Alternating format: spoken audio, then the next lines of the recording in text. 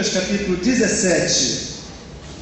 Lucas capítulo 17, versos de 11 a 19. É uma história bonita que fala-nos sobre aquilo que motivou o coração do Paulo e da Marli de estarem aqui à frente, da canção que Regiane cantou, de tudo que nós temos celebrado aqui. Então abra a sua Bíblia, o texto é Lucas capítulo 17, versos 11 a 19. Vamos ficar em pé um minutinho, irmãos? Aí dá uma esticada, né? Isso.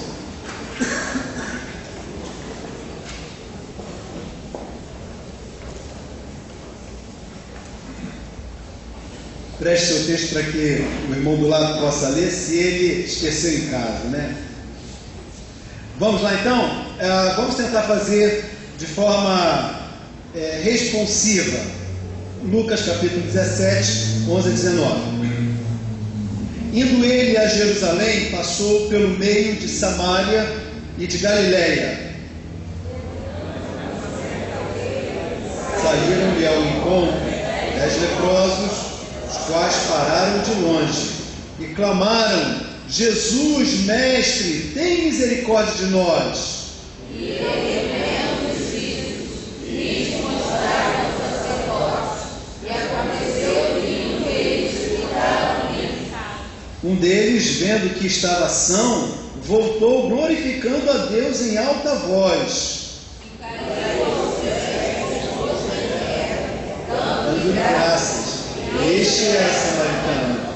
Jesus perguntou: não foram 10 os que foram limpos? Onde estão os 9? Não houve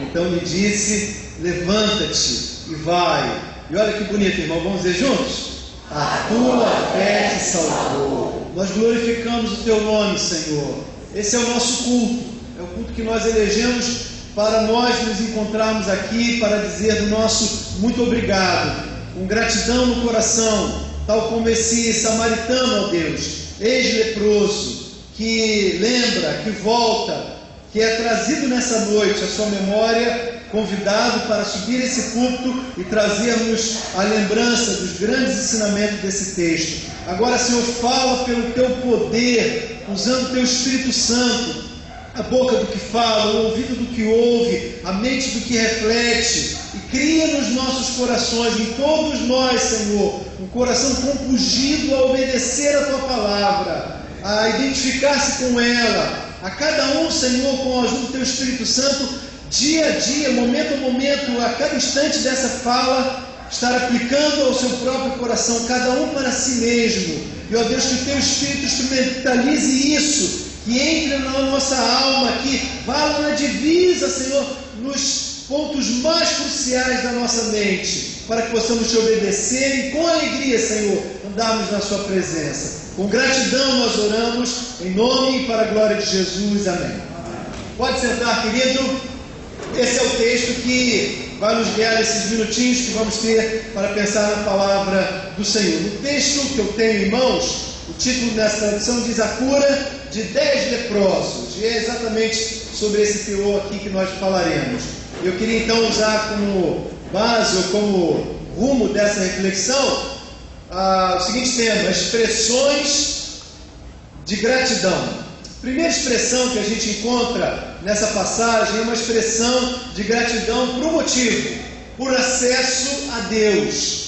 Esses 10 homens se encontram com Jesus. Jesus vem rumo à sua terra, a Jerusalém, e nesse percurso passa em terras de gentios. Ele entra, por alguma razão, entra numa das aldeias. Era um lugar pobre, parece um contexto, e muitas pessoas doentes. Ali tinha um grupo de 10 pessoas separadas, porque eles não podiam ter contato com outras pessoas. Nós já conhecemos bem essa realidade no Novo Testamento, de ser leproso. Ele não poderia ter acesso, não poderia conviver com as pessoas. Então eles estão afastados. Os 10 correm porque já de alguma forma conhecem, sabem de Jesus, identificando ou com a expectativa de que pudessem ser abençoados. Eles gritam: Jesus, Jesus, acenam, porque não podem chegar perto de Jesus. E eles então solicitam exatamente o que nós temos aqui no versículo 13: e clamaram: Jesus, mestre, tem misericórdia de nós. O texto diz que Jesus os vê e orienta que eles façam exatamente o que a lei de Moisés mandava. A orientação do Antigo Testamento é que eles procurassem os sacerdotes, porque eram os sacerdotes que na estrutura religiosa judaica tinham autorização para fazer 3 coisas em relação a esses leprosos: a decretar o isolamento deles, ao perceberem que uma pessoa estava leprosa. Era exatamente conforme Levítico 14 diz, eles é que ordenavam e decretavam o afastamento, o isolamento que eles tinham. Em segundo lugar, eram eles que faziam as orações e as ações, os rituais, as sessões de cura, para que eles pudessem ser então curados. Em terceiro lugar, eram exatamente esses sacerdotes que outorgavam, davam a chancela de si mesmos enquanto autoridades espirituais para dizer que eles estavam curados quando isso acontecia, e então agora liberados para poderem conviver no relacionamento social como outrora havia sido na vida deles. Jesus, conhecendo essa estrutura religiosa, obedece e diz que eles, se tivessem fé, obedecessem e caminhassem e fossem até os sacerdotes. O texto diz que eles não têm muitas opções e vão os 10, indo à frente, caminhando à sua direção, rumo à frente do que Jesus lhe orientava. O texto é lindo, irmãos, porque diz que enquanto eles iam, se perceberam que estavam curados. O que diz que é muito claro o ensinamento que é: enquanto eu obedeço aquilo que Jesus está mandando, é que eu sou abençoado, que eu sou curado. O texto então diz que surge no coração deles uma grande alegria. Só que aquela galerinha, os 10, eles eram judeus, exceto um, que era samaritano. E para ironia da estrutura religiosa da época, todos saem felizes e continuam para frente, cantando vitória, júbilos de alegria, porque foram curados. Só ia exatamente o samaritano, designado socialmente naquele contexto religioso como um fora da lei judaica, é o que reconhece, tem gratidão, volta e agradece a Jesus, e Jesus então usa esse diálogo onde se fica perplexo: onde estão os outros? Os 9, só você veio. Então oferece uma bênção maior do que a bênção física que ele tinha obtido inicialmente. Esse texto, irmãos, estamos falando inicialmente da gratidão pelo acesso a Deus, porque aquele samaritano, por ser samaritano, entendia que na sua estrutura religiosa ele não podia e não tinha acesso ao Deus Jeová. Ele também não tinha acesso às pessoas por conta da sua lepra, e é exatamente por conta disso que ele fica perplexo quando Deus o alcança e quebra todos os paradigmas da sua sociedade e coloca nele a graça de alcançar, de entrar, de ter acesso, de se maravilhar com a graça de Deus sobre a sua vida. Meus irmãos, milhares de pessoas hoje poderiam estar aqui, ou diante desse texto, se identificando plenamente com esse samaritano, plenamente com esses outros 9 ex-leprosos, por uma razão: milhares de pessoas em nossa pátria, nesta geração, estão também sem acesso a muitas coisas importantes para as suas vidas. Imagine você um leproso que não pode ir às pessoas, seus filhos, sua esposa, suas primas, seus familiares. Muitas pessoas estão também sem acesso a coisas básicas, essenciais, porque estão marginalizados diante de um uso de um entorpecente, estão marginalizados diante de uma designação social de que você é alcoólatra, você é isto, você é aquilo. A marginalização é uma prática tão comum entre nós, que quando nós olhamos em volta, nós vemos uma população cada vez mais crescente entre nós, de pessoas que são assim, afastadas de nós mesmos, mesmo estando no nosso meio e não afastadas fisicamente, mas nos nossos relacionamentos designados como que impuros ou impossível de conviver conosco. Todos nós, outrora, não imaginávamos essa realidade, mas provavelmente muitos de nós tem nas suas famílias ou nos seus contatos pessoais alguém que, usando drogas, usando álcool, usando alguma coisa que lhe faz mal, lhe destruiu e lhe afastou do convívio das pessoas que ama. Mas não é só o afastamento por conta de um pecado, por conta de um problema, de um vício, de uma coisa que lhe faz mal. E faz mal aos seus também. Mas principalmente, irmãos, por conta do pecado, que não só lhe separa do próximo, mas lhe separa de Deus. E aqui nós temos uma característica muito singular, um paralelo quase obrigatório, porque no texto bíblico a lepra era considerada um grande exemplo, um espectro daquilo que a Bíblia chamará de um afastamento espiritual por conta do pecado, que está dentro, está no gene do ser humano, dentro de cada um de nós. Ora, irmão, se a sociedade faz isso, Deus não faz. Se o homem separa o seu semelhante de si, Deus não faz. Pelo contrário, Deus chama, ouve o grito, atende o clamor e acolhe o pecador. O maravilhoso texto, como por exemplo passagens muito lindas, dizem aos nossos corações, como por exemplo em 1 Coríntios capítulo 15, quando o homem, afastado por causa do pecado, quebrado o seu relacionamento com Deus, encontra nas expressões de Paulo esse enlevo, esse alento, essa esperança. Onde está, ó morte, o teu aguilhão?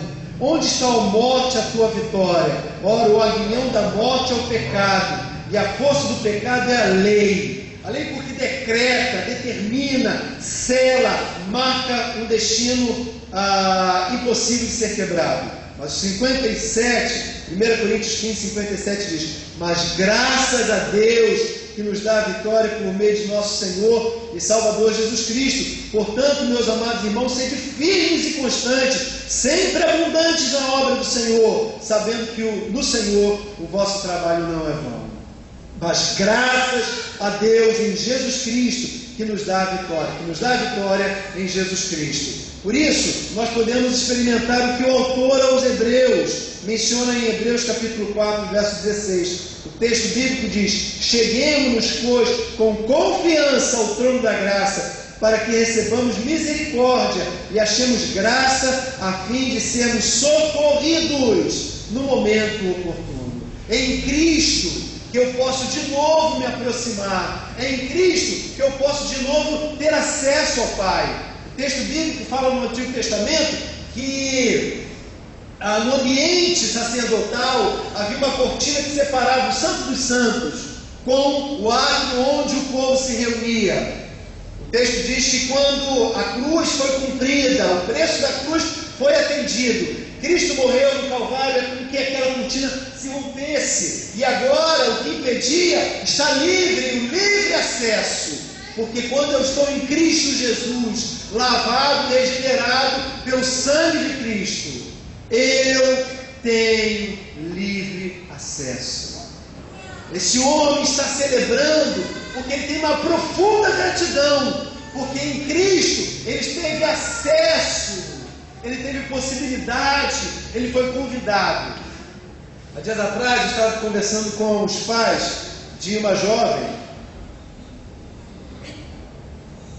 que daqui a pouco daqui a algum tempinho, vai celebrar bodas do seu casamento. Bodas não, vai celebrar o seu casamento. E os pais estão bancando, e hoje você sabe que qualquer mesa que você senta no casamento tem tanto papagaiado, irmãos, que é cortininha, é tecido, é o primeiro, é o segundo, é o que cobre, é o que é de baixo. Irmãos, a conta é inumerável. Por pessoa, estava se falando na cifra de 250, 300 reais por pessoa. Ela já tinha na lista 300 pessoas. Só que no meio do caminho lembrou de outros 300 que precisavam ser convidados. Se não convidar, irmão, dá um problema violentíssimo. E aí vem então a conta, porque tem que encaixar. O cálculo é o seguinte: convidados muito queridos, especiais, mas também todos eles convidados muito caros. E para você equacionar essa soma é muito, muito difícil. O que tem que acontecer? Inevitavelmente, sabe o que é isso? Isso, cortes. E aí, irmãos, é duro. Fulano não se lembrou de mim. É assim mesmo, irmãos. É duro na queda. Não é na queda, é na hora de pagar. Porque a gente quer com o coração, mas nós não temos condições. Glória a Deus! Porque hoje estamos diante de um Deus que convida todos para o banquete. E Ele tem tudo para pagar. Porque o alto preço já foi conquistado na cruz do Calvário. Vamos dar uma salva de palmas ao Senhor, irmão? Glória a Deus! Glória a Deus! Meus irmãos, a minha vida foi conquistada na cruz do Calvário. Eu posso chorar, lamentar, mas não interessa. Eu fui salvo. Eu estou lavado, remido, regenerado no sangue do Cordeiro que tira o pecado do mundo. E se eu permaneço nele, se eu ando nele, na presença dele, a palavra de Deus diz que o Espírito dele cada vez mais se fortalece em mim, e eu ando em vitória de dia após dia. O texto diz, irmãos, que eu agradeço a Deus hoje então, junto com Marli, junto com você, com cada um, porque eu não merecia, mas Deus me convidou para a festa dele, e entrou, como Jesus diz, é chegado no meio de vós o reino de Deus, a festa começou, e ela só vai terminar, irmãos, uma festa de arromba lá no céu. Isso é culto, celebração, é júbilo, é grande alegria, porque o reino, quando entrou na minha vida, na sua vida, começou a quebra de todos os paradigmas existentes até então, inaugurou um novo tempo de relacionamento com Deus. Aquele homem que lembrou-se de quem lhe salvou, de quem lhe deu aquela bênção, ele com grande gratidão volta, porque não haveria bênção maior se não fosse a oportunidade de acesso àquela cura. Hoje eu estou grato a Deus, eu convido que você tenha grande alegria no coração, independente do seu problema, independente das suas lutas, porque nós fomos convidados para essa grande festa. Tudo aconteceu, porque o verso 13 diz, na expressão dele, Jesus, tem misericórdia de nós. Se nós nessa noite, irmãos, botarmos a boca no pó, com a nossa alma, o nosso coração voltado a Ele, clamarmos pela misericórdia dEle, Ele nos ouvirá e nos convidará também, nos dará acesso. Em segundo lugar, esse texto diz que é uma segunda expressão de gratidão muito clara, que é a gratidão pela bênção alcançada, a cura que ele recebeu. Quando ele se percebe curado, ele então, perplexo e feliz, lembra de quem ele fez. Estamos em Lucas 17, versículo 14 e 15, nos dizem assim: Jesus, vendo-os, disse-lhes: ide e mostrai-vos aos sacerdotes. Indo eles, ficaram limpos. Um deles, vendo que estava são, voltou glorificando a Deus em alta voz. E aí depois vem o 16, que é a maravilha do texto. O texto então, versos 14 e 15, está nos mostrando que quando ele percebe, ele se volta e, muito feliz, ele reconhece quem lhe deu aquela bênção. Deveriam ser gratos, pois todos eles, porque Deus colocou no coração deles a fé necessária para obterem a cura. E indo, então, como disse, eles se perceberam curados e aquele homem é grato.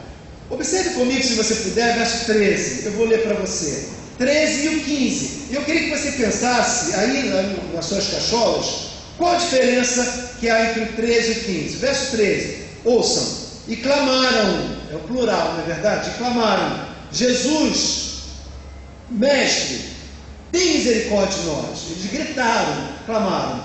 Verso agora 15, um deles, vendo que estava são, voltou glorificando a Deus.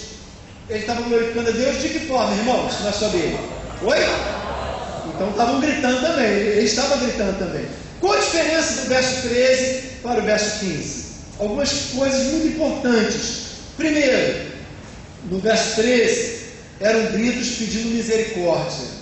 No verso 15, há uma expressão, um grito de gratidão e de júbilo. No verso 13, eram vários. No verso 15, há um só. No verso 13, no primeiro citado então, todos andavam em uma direção em busca de uma bênção. No verso 15, volta-se para agradecer, não buscar uma bênção, mas para agradecer quem lhe abençoou. O que eu quero lhe dizer, mostrando isso, é que no coração daquele samaritano havia uma segunda expressão, não só gratidão pelo acesso, mas gratidão pela bênção. Nós, irmãos, temos nos cultos mais populares e abarrotados na experiência evangélica brasileira, aqueles cultos que enfatizam muito a bênção e muito a busca.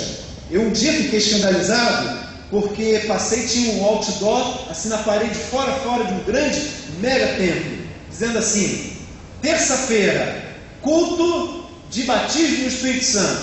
Como se nós, e assim, o horário, 7h30, faltava só ser 19 horas, 35 minutos, porque se fosse um minuto antes, o Espírito Santo ia desobedecer.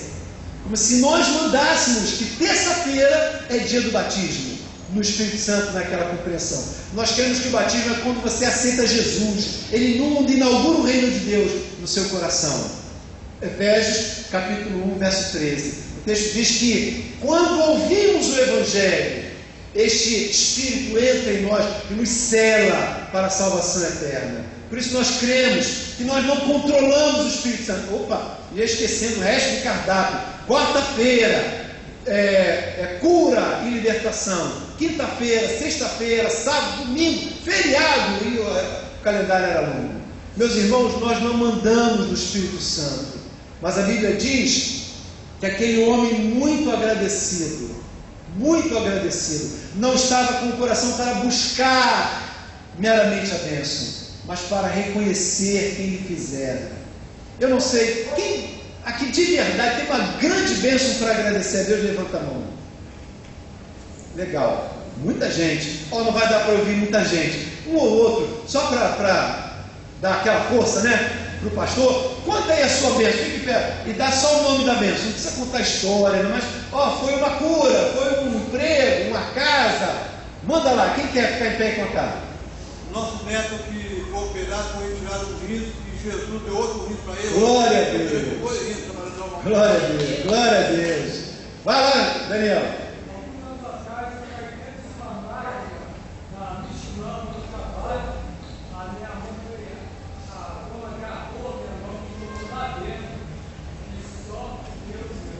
Está inteiro aí, cara? Olha, glória a Deus. Glória a Deus. O que mais? Quem tem bênção? Vai lá, Hélio. Glória a Deus. Oi, glória a Deus.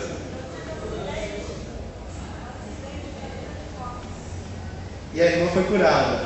Isso. Diga lá, pastor. A irmã está agradecendo a cura no cóccix, no acidente que ela teve. Pastor Janoí, lá atrás depois. Fala, pastor Janoí. A cura da esposa. Glória a Deus. Cura da esposa também. Glória a Deus, nascimento do netinho. Muita coisa. Glória a Deus, né? Meus irmãos, nós temos muitas coisas para agradecer. Muitas coisas para agradecer. Por isso, irmãos, a pergunta que eu quero fazer a você: depois da bênção, vem o quê? Depois da bênção, vem o quê? A gratidão. E gratidão, irmãos, você vai ver que implica numa postura muito clara. Não é vir pagar alguma coisa a Deus, não é vir fazer uma mandiga religiosa, evangélica ou de qualquer outro teor, não é fazer um cerimonial que vai expressar a gratidão. Mas veja a implicação do que está aqui, a terceira expressão de gratidão. A primeira pelo acesso, a segunda pela bênção e a terceira e derradeira desse texto pela gratidão pela salvação. Versos 16 e 19, nessa minha tradução, dizem assim: e caiu, aquele homem caiu aos pés de Jesus, com o rosto em terra, dando-lhe graças, e era este samaritano, Jesus então lhe perguntou: não foram 10 os que foram limpos? Onde estão os 9? Não houve quem voltasse para dar glória a Deus, senão este estrangeiro? Então lhe disse Jesus: levanta-te e vai. Ou seja, ele voltou e agora poderia ir de novo, e vai. A tua fé te salvou. Exige quem tem gratidão pela bênção alcançada voltar para agradecer a Deus. Não só voltar, mas humilhar-se. Diz o verso 16 que ele se prostrou, se jogou. Não só se humilhar e clamar pelo sangue de Jesus, reconhecer que ele quem lhe deu essa bênção, mas viver agora para a glória de Deus. Porque o verso 18 diz: olha a postura daquele homem: não houve quem voltasse para dar glória a Deus, senão esse estrangeiro. Ou seja, quando eu sou grato, eu volto, eu reconheço quem fez isso. Não só volto, eu me prostro, no sentido de me render, de me humilhar, de colocar meus seus pés, de rendendo-me, obedecê-lo, viver para ele, servi-lo. Então, como consequência, esse texto diz: viver para a glória de Deus. Porque não voltaram os outros, só este samaritano que glorifica a Deus. Minha vida só pode expressar gratidão quando eu volto em gratidão que eu recebi, me prostro e entrego a minha vida para ser toda ela devota ao Senhor. Agora, o resultado, irmãos, de quem tem essa gratidão, verso 19. Eu queria que você abrisse sua Bíblia e lesse ela comigo. Vamos lá? O resultado de tudo isso, de quem tem essas expressões de gratidão. Verso 19. Estamos em Lucas 17. Qual é o resultado na vida de quem tem essa gratidão? Vamos ver juntos? Então lhe disse: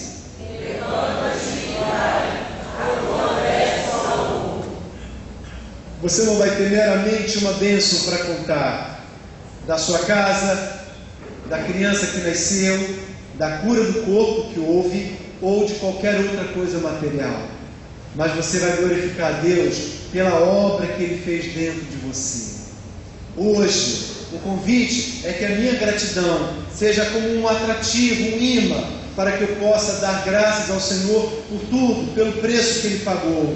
O cântico que vamos cantar agora fala de sacrifício de amor que me comprou, ungido do Senhor, pelos cravos em suas mãos. Graças te dou, ó meu Senhor.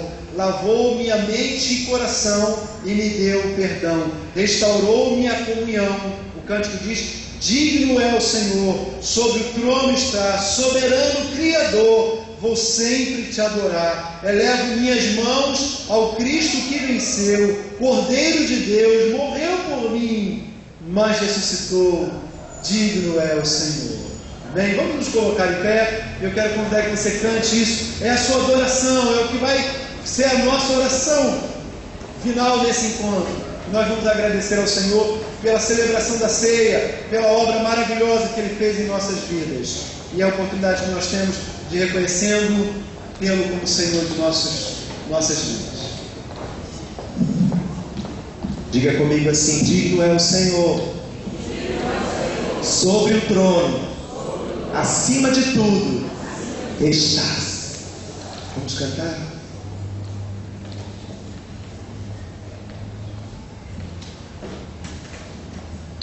Digno é o Senhor.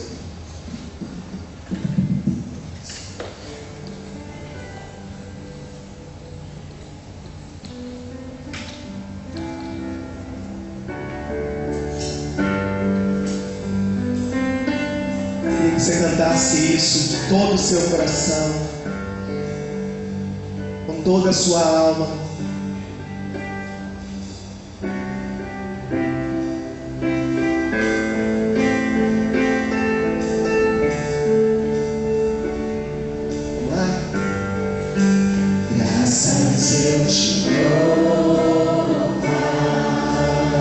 A igreja, pelo preço que pagou, sacrifício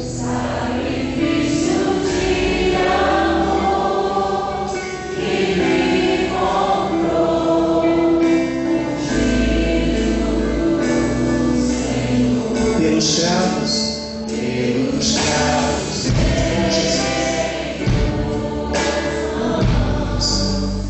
Graças eu te dou.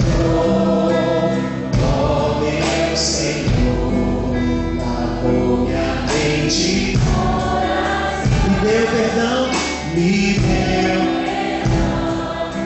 salvou. Levante bem alto a sua mão, o mais alto que você puder, e declare: digno é o Senhor, sobre o trono está. Aleluia.